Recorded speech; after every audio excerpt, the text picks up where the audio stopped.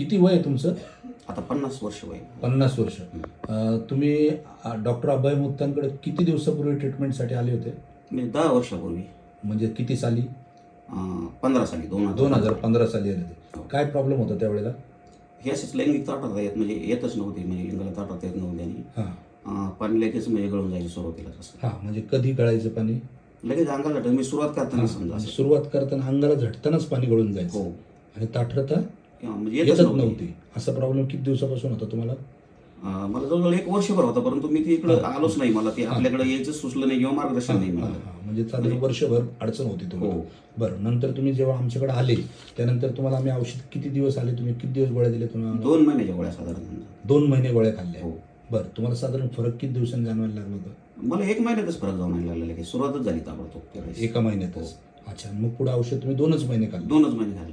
हां, आणि मग त्यानंतर त्याचा काय बदल जाणवला तुम्हाला? म्हणजे पहिल्यासारखं सेक्स म्हणजे सुरू झाला सेक्स, म्हणजे मला काही अडचण नाही, समाधानी झालो ना मी.